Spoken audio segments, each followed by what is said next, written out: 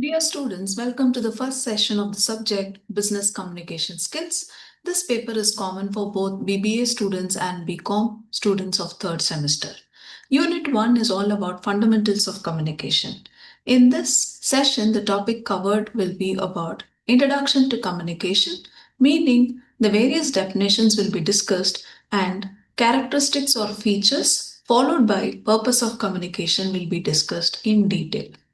Let's begin to understand the background of the subject, that is, the fundamentals of communication.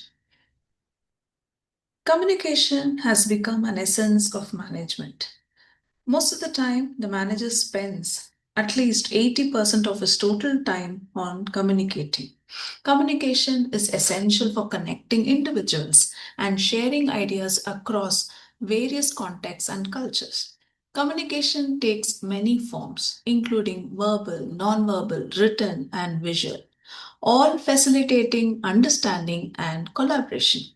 Effective communication supports teamwork, leadership, decision making, and very important in resolving a conflict, which is very common in a professional environment.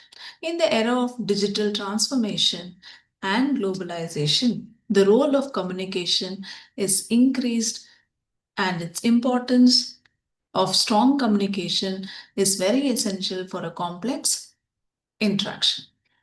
The origin of the word communication is communicare, which is from a Latin language, which means to impart or to participate or to share or even to make a common understanding. The sense of sharing is inherent in the very origin and meaning of communication. Communication has become very essential. Effective communication is a flash of lightning and even more illuminating. It enables us to understand others and make ourselves understood. It is an established fact that the manager spends his working time in communicating with others. Let's understand the meaning of communication. Communication is a dynamic process that takes place around us all the time. In fact, we spend, as discussed earlier, between 70 to 80% of our time in receiving and sending messages. It is the process of exchanging information, ideas, thoughts, feelings, or messages between two parties, that is, a sender and a receiver, through a common system of symbols, signs, or even behavior. It can be verbal, using spoken words or written words, or non-verbal, using body language or gestures, or even facial expression. The purpose is to create a shared understanding between the people involved. Let's understand few definitions of communication. The popular definitions are given by several authors. But for my discussion, I've taken only two definitions, which is given by Keith Davis and William Newman and Charles Summer. Let's take up the first definition given by Keith Davis. Communication is a process of passing information and understanding from one person to another person. Whereas William and Charles Summer states it as communication is an exchange of ideas, facts, opinions, or emotions of two or more persons. The common definition is it is the process of exchanging, as said by the other authors too, where we have feelings or thoughts or facts which is exchanged by using a common system of symbols, signs, or behavior so that there is a mutual understanding. These are the few definitions of communication. Based on this background, let's move on to understand the characteristics, nature, or features of communication, which can be discussed with these 10 points. A two-way process, exchange of ideas and information, continuous process, goal-oriented. First, let's discuss these four. The first, two-way process. Communication always involves at least two parties, a sender and a receiver. Both must be effectively engaged for communication to take place. exchange of ideas and information. It involves the sharing or transmission of facts, ideas, opinions, emotions, or instructions which will enable to understand from one person to another. It is a continuous process. It is ongoing and never ending in both personal and professional life. It is goal oriented. Every communication has a purpose, whether it is to inform, persuade, instruct, or build relationships.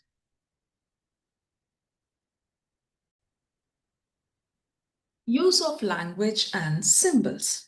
It uses words, gestures, signs, symbols, or body language to convey the message. Requires understanding. True communication occurs only when the receiver understands the message exactly as intended by the sender. Can be verbal or non-verbal. Communication may take place through spoken or written words or through facial expressions, gestures, and body language. Influenced by context. The effectiveness of communication depends on social, cultural, psychological, and organizational context. Feedback oriented. It usually involves feedback from the receiver. No communication is complete without obtaining feedback, which ensures that the message has been understood correctly. Irreversible in nature. Once communicated, a message cannot be taken back, especially in verbal and written communication. These are the 10 features of communication. The next concept discussed will be about the purpose of communication.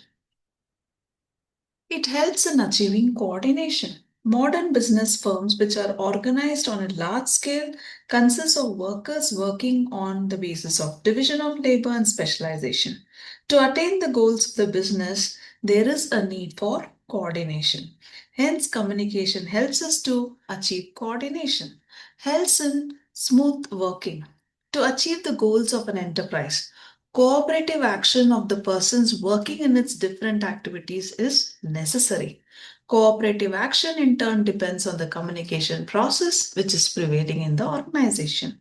Increased managerial efficiency. It is said most of the manager's time is spent on communicating. This helps the manager to perform his duties quickly and systematically. Helps in decision making for taking any sort of decisions and also for its effective implementation, a good communication system is required. It helps in maintaining industrial peace. Lack of communication or improper communication may result in disputes between management and workers.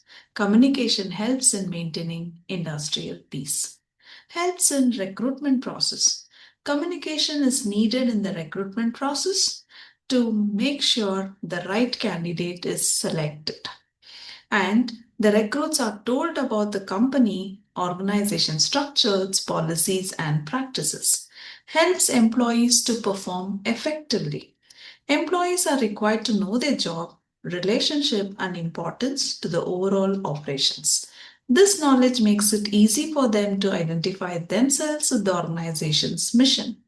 Helps to acquaint subordinates with their evaluation. It is the matter of some motivational importance for the subordinates to know their superiors, how they are, and what the future may hold for them.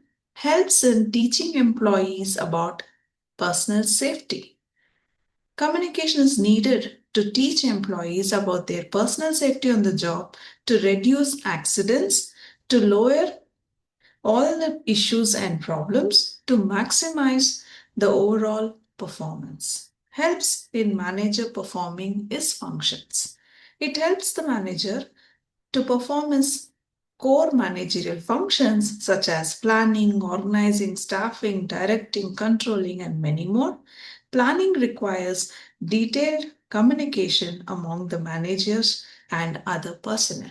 Hence, in this introductory session of Lecture 1, we have discussed the introduction to management of organizations where communication plays an important role. So, introduction to communication, meaning of communication, definition of communication, and then we discuss the features followed by the purpose of communication.